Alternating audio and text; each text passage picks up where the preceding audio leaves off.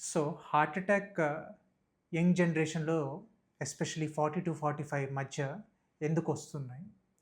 ఈ ప్రశ్నకి మెయిన్‌గా ఇవాల్టి రోజు చూసినట్లయితే సెడెంటరీ లైఫ్ స్టైల్ అని అంటాం. అంటే మనకి ఎక్సర్సైజ్ ఎక్కువ లేకపోవటము, పూర్ డైటరీ హ్యాబిట్స్ కానీ, సో ఇలాంటివన్నీ and smoking, alcohol, chronic conditions especially obesity, diabetes, hypertension ఇలాంటివన్నీ మేజర్‌గా రీజన్స్ అండి. సో, అండ్ ఒకటి ఏంటంటే మనము నిర్లక్ష్యం చేయటం అంటే వార్నింగ్ సిమ్టమ్స్ అలసట ఉండటము, ఛాతీ పెయిన్ మెయిన్‌గా వచ్చేసేసి బరువుగా ఉండటము, డీజీనెస్ అది ఆ నొప్పి కాస్త ఛాతీ నుంచి లెఫ్ట్ హ్యాండ్‌కి కానీ, జాగ్ కానీ ఎక్కడికన్నా రేడియేట్ అవ్వచ్చు. ఒక్కొక్కసారి ఇది ఎసిడిటీ లాగా, ఇండైజెషన్ లాగా ఈ సిమ్టమ్స్‌తో ప్రెజెంట్ చేయొచ్చు.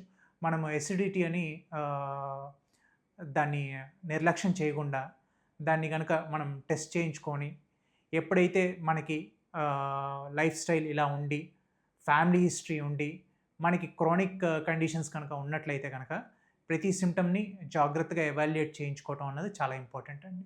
మెయిన్‌గా దీంట్లో వచ్చేసేసి షుగర్స్ కంట్రోల్ లేకపోయినా, బీపీ హై వస్తున్నా, చాలామందికి ఇవి వాళ్ళు స్క్రీనింగ్ చేయించుకోక, లేపోతే చెక్ చేయించుకోకుండా ఉండకపోవచ్చు.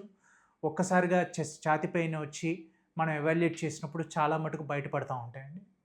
వీళ్ళకి కొలెస్ట్రాల్ ఎక్కువ ఉన్నట్లయితే ఆర్ ఫ్యామిలీ హిస్టరీలో కనుక డయాబెటిస్, హైపర్‌టెన్షన్ ఇలాంటివి ఉన్నట్ల ఆర్ మనకేమన్నా క్రానిక్ కండిషన్స్ కానీ, ఈ స్మోకింగ్ అలవాటు కానీ, సెడెంటరీ లైఫ్ స్టైలు, స్థూలకాయం అంటే ఒబేసిటీ ఇలాంటివి ఏవున్నా గానీ మనము స్క్రీనింగ్ టెస్ట్‌లనేవి చేయించుకొని ఎప్పటికప్పుడు చూసుకోవటం అన్నది ఇంపార్టెంట్. దానికి తగ్గట్టుగా మెడికేషన్స్ తీసుకున్నట్టయితే మనం ఇలాంటివి మోస్ట్‌లీ అవాయిడ్ చేయటానికి అవకాశం ఉంది.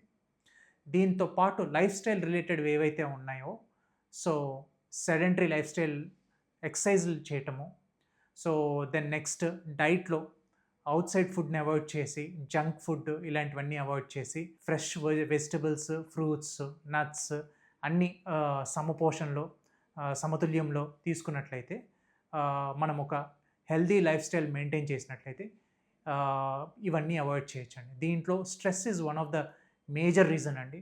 అది వర్క్ స్ట్రెస్ అవ్వచ్చు, స్లీప్ ప్రాపర్‌గా లేకపోవటం వల్ల అయ్యుండొచ్చు, మల్టిపుల్ రీజన్స్. ఇవన్నీ మనం కరెక్ట్ చేసుకున్నట్టయితే మనం మోస్ట్‌లీ ఇలాంటివన్నీ అవాయిడ్ చేయొచ్చు. సో, దీంట్లో కొందరికి హెరిడిటరీ రీజన్స్ కూడా ఉండొచ్చండి. అంటే ఫ్యామిలీలో ఉన్నాయా? ఏమన్నా ఇలాంటి ఏమన్నా సిమ్టమ్స్, ఛాతీ సిమ్టమ్స్, ఛాతీ నొప్పి గానీ, బరువుగా ఉండడం గానీ, ఏమన్నా గుద్దుతున్నట్లు గానీ ఆర్ ఈ నొప్పి కనుక చేతికి, జాకి ఇంకేమన్నా ఎక్కడన్నా ఏ పెయిన్ ఉన్నా, అలసట ఎక్కువున్నా, కోల్డ్ ఎక్స్‌ట్రిమిటీస్ ఇలాంటివి ఏ సిమ్టమ్స్ ఉన్నా గానీ, దీంతో పాటు ఇంకా ఏమన్నా రిస్క్ ఫ్యాక్టర్స్ మనకున్నాయా అన్నది ఇంపార్టెంట్. ఎస్పెషల్లీ స్మోకింగ్ గానీ, డయాబెటిస్ గానీ, హైపర్‌టెన్షన్ గానీ, స్థూలకాయం గానీ ఇలాంటియి ఏమున్నా గానీ మనం ముందు జాగ్రత్తగా స్క్రీనింగ్ టెస్ట్‌లు అవన్నీ చేయించుకొని డాక్టర్‌ని సంప్రదించినట్టయితే మోస్ట్ ఆఫ్ ద టైమ్స్ ఇవి అవాయిడ్ చేయొచ్చండి. మోస్ట్‌లీ ఏమైతుందంటే ఇవాల్టున్న హెక్టిక్ లైఫ్ స్టైల్‌కి, సెడెంటరీ లైఫ్ స్టైల్‌కి మనము చిన్న చిన్న సిమ్టమ్స్‌ని మోస్ట్‌లీ నిర్లక్ష్యం చేస్తూ ఉంటాం. అవి వార్నింగ్ సిమ్టమ్స్ అవి. ఆ వార్నింగ్ సిమ్టమ్స్ వచ్చినప్పుడు మనం కనుక జాగ్రత్త తీసుకొని పరీక్షలు చేయించుకొని డాక్టర్‌ని సంప్రదించినట్టయితే మనం మోస్ట్‌లీ ఇలాంటి ఒక అక్యూట్ సిట్యుయేషన్ ని మనము అవాయిడ్ చేయటానికి ఉంటుంది.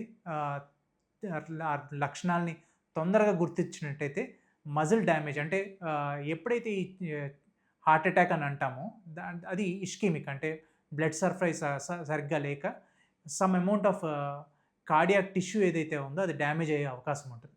ఇలాంటిది రివర్సిబుల్ స్టేజ్‌లో ఉండగానే మనం గుర్తించినట్టయితే డ్యామేజ్ అన్నట్టు తగ్గించి మనము మిగతా అన్నిటిని కూడా నియంత్రించటానికి ఉంటుంది.